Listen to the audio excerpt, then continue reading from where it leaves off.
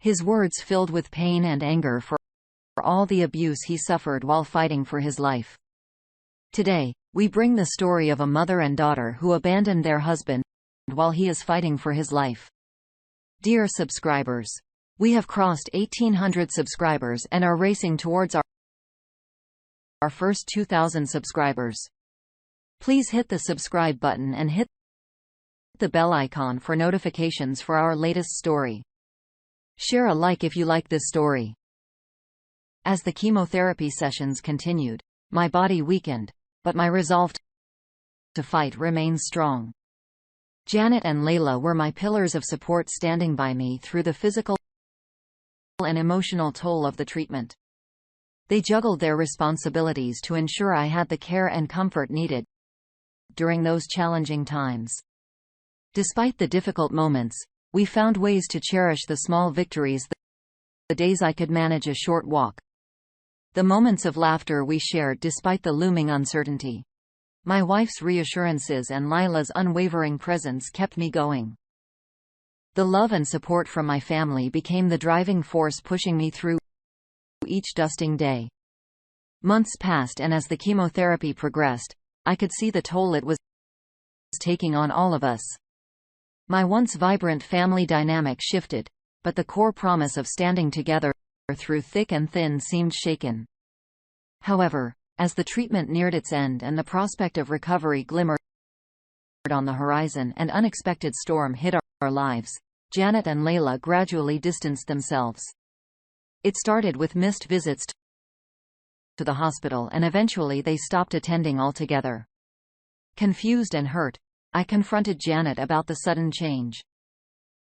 She spoke in vague terms about feeling overwhelmed and needing space. Layla echoed similar sentiments.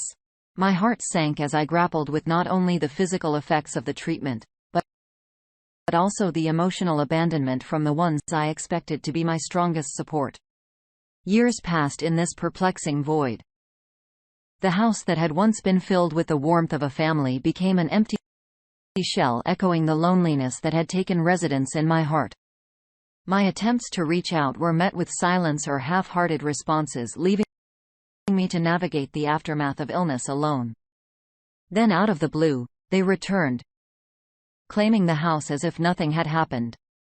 The pain and confusion I felt during those years of abandonment resurfaced, and I found myself grappling with a new reality, one where the family I thought would stand by me in sickness and health had crumbled only to resurface when material interests came into play. The battle against cancer had left its scars not only on my body, but also on the foundations of trust and commitment that once defined my family. During those tough 2 months of chemotherapy, I tried my best not to be a burden on my wife, Janet, and our daughter, Layla. When I had the energy, I did what I could. But I started noticing they were getting agitated. It became harder to get their help, even for things like getting a glass of water or some fresh air. One day, I had an early chemo appointment, and I realized I was running late. I found out my wife was still in our room and suggested I take an Uber to the hospital because she was tired. Shocked, I called for an Uber and also asked the hospital for help since my wife couldn't be there. Luckily, the Uber driver was really kind and made sure I got to the hospital safely. She even offered to drive me back home after my treatment. It was nice, but it felt disheartening to depend on strangers. When I got back home, I had to confront my wife and daughter about what was going on. I felt a chilly atmosphere and couldn't ignore it anymore. I asked them if they thought I was becoming a burden. My wife admitted they were overwhelmed, and my daughter said she didn't expect me to be so needy during my illness. Feeling the need to find a solution, I suggested hiring a nurse a few days a week to help me with daily tasks and take me to chemotherapy. I even got a wheelchair, anticipating there would be days when I couldn't walk or talk. Thankfully, they agreed to this idea, and it was a relief to have a plan in place. I reached out to the hospital for help and got a nurse who was both kind and firm. She made sure I never missed a chemo appointment, got my medication on time, and created a care plan with healthy meals. Things were improving, and the doctors were pleased with my progress. However, my wife and daughter still weren't happy. My wife, especially, felt like the nurse was replacing her. I suggested that if she took on the responsibilities of taking me to chemo, filling prescriptions, and making sure I ate and took my meds on time, we could let go of the nurse. The only reason I had one was because I became too much for my wife to handle. She reluctantly agreed but wanted a male nurse. I explained that there were none on the hospital's list, and the nurse we had was chosen for her experience with cancer patients. I made it clear that the nurse would only be replaced if my wife and daughter were willing to take on her responsibilities. My wife wasn't happy with this and said I should do more for myself instead of making my condition everyone else's problem. I tried to explain that there were days when I could barely lift my head, let alone stand up, because the chemotherapy had taken a toll on my body. In anger, she stormed upstairs and slammed doors. I chose to ignore her tantrum, knowing her negativity would only hinder my recovery. My main focus remained on my health and well-being. Later that night, my mother-in-law, who lived 2 states away, called me expressing her displeasure about bringing another woman into her daughter's house. Technically, the house was in my name, owned before our marriage, but I took the high road. I explained politely that I needed help beyond what her daughter was willing to provide. I brought in a nurse temporarily for the duration of my remaining chemotherapy month. She didn't seem entirely convinced but eventually left me alone. For about a week after that, things seemed relatively normal. My treatment continued smoothly. Then, after returning from a chemotherapy session, I found a moving truck in front of my house. My wife and daughter had packed up, saying they were going to stay at their mother's place. It deeply hurt, and I was upset. But exhaustion kept me from expressing my feelings properly. The timing of their departure right after my chemo sessions, when I was spent and unable to communicate effectively, felt cruel. Seeking clarity, I asked my daughter if this is what she truly wanted. Her response hit me hard. She said she would rather live with her mother because she found it too difficult to live with me. It was a painful moment watching them leave, feeling unwanted and abandoned. In my emotional turmoil, my brother stepped in. He noticed the nurse spending extra time with me and asked if I had family nearby who could help. Despite having 2 young children, he generously offered to take time off work and stay with me until I found a more permanent solution.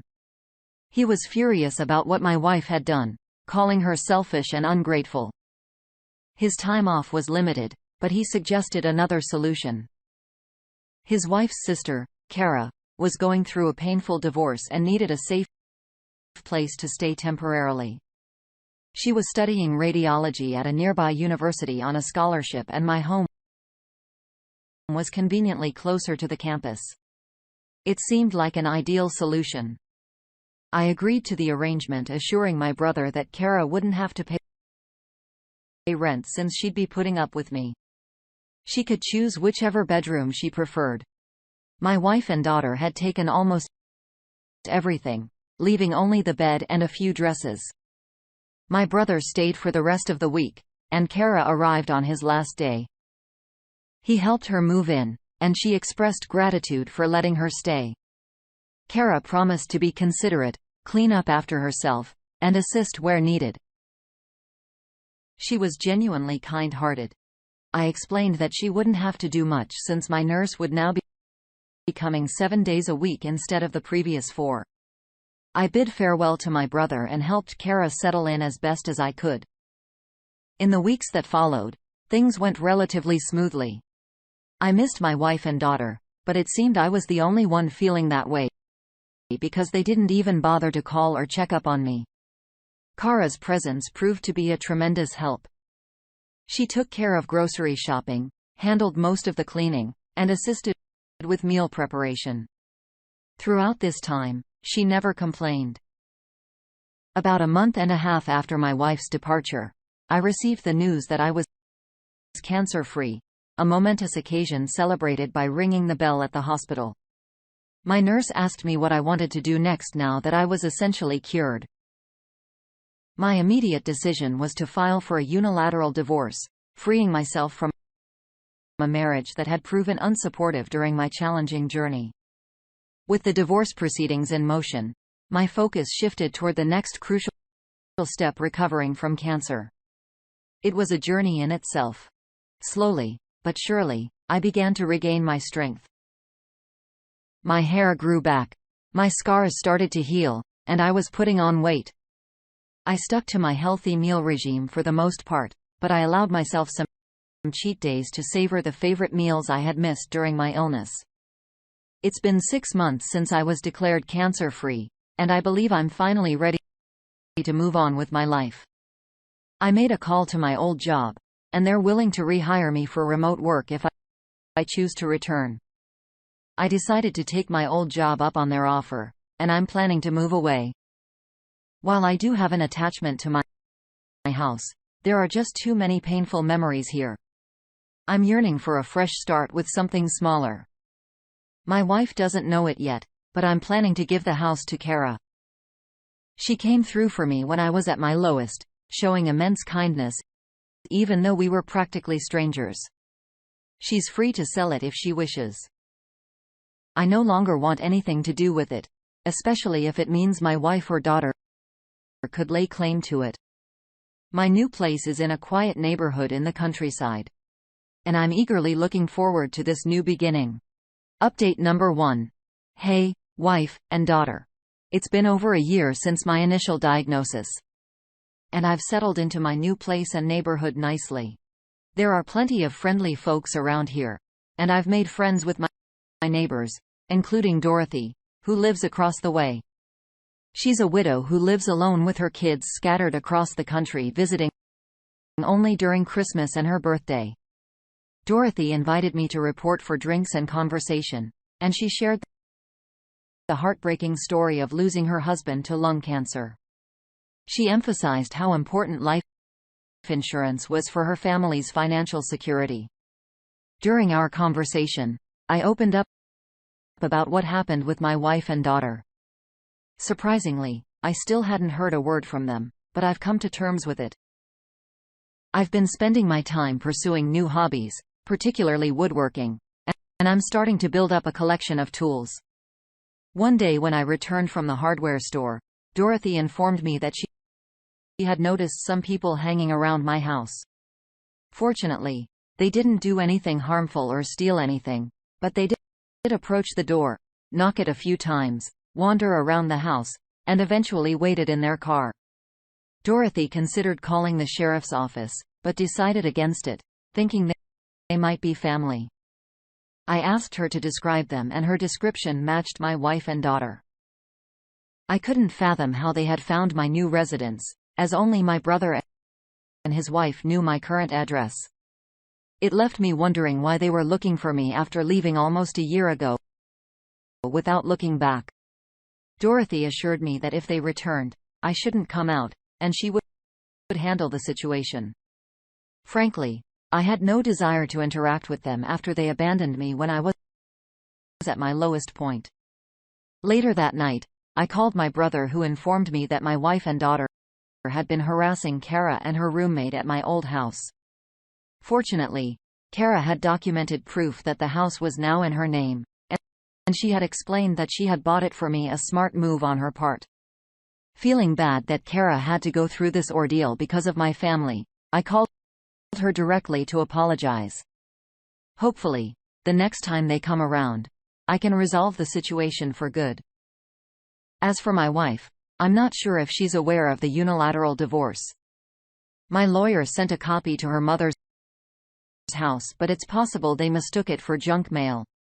Regardless, I've reached a point where I no longer care. She and I are no more. Update number 2. My wife and daughter showed up at the house again, but this time, it was earlier in the day while I was working. I heard the knock and decided to check the security cameras, and sure enough, it was them. My ex-wife looked just as I remembered her, but Layla had grown significantly. She was practically a young woman now. I followed the plan Dorothy and I had discussed, staying inside, but moving closer to the door to hear them better. Dorothy, ever the good neighbor, came over to greet them and introduced herself. My wife asked if she knew a man named Richard who used to live there. Dorothy sounded just as baffled as I was in question her use of used to. My wife explained that her husband, not ex-husband, had lived in this house before his recent untimely death following an extended hospital stay. My jaw hit the floor at this revelation because, to my knowledge, there was no record of my death anywhere, especially not at the hospital where I underwent treatment. My wife went on to claim that they were the next of kin, implying that the home was rightfully theirs. Dorothy informed them that someone named Richard did live there for a while, but clarified that he was a divorcee. She also shared that during our time as neighbors, I had informed her that my wife had left me and I had filed for a unilateral divorce. Dorothy added that, as far as she knew, I intended to bequeath all my assets as a charity since I had no other family besides my brother. This was why she found it strange to see two women snooping around my house. The conversation fell into an uncomfortable silence before Dorothy inquired if they had a death certificate or a will.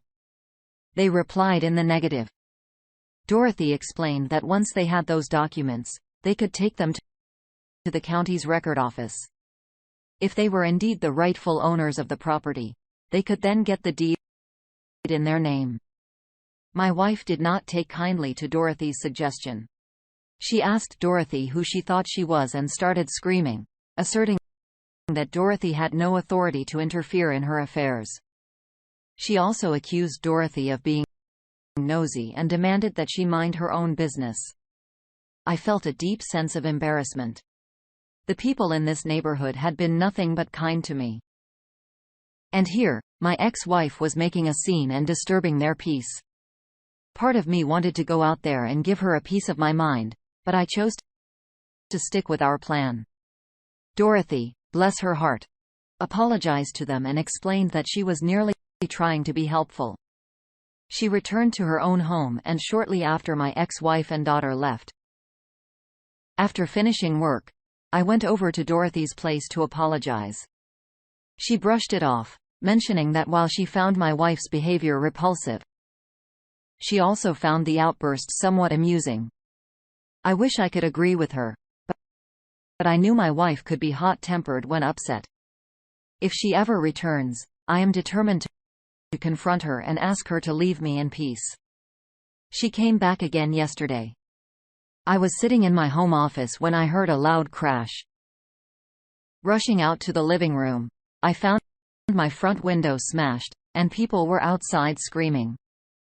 I thought there might be a maniac on the loose, and it turns out I wasn't entirely wrong. It was my ex-wife. She had smashed my window, and my neighbors were out there trying to stop her.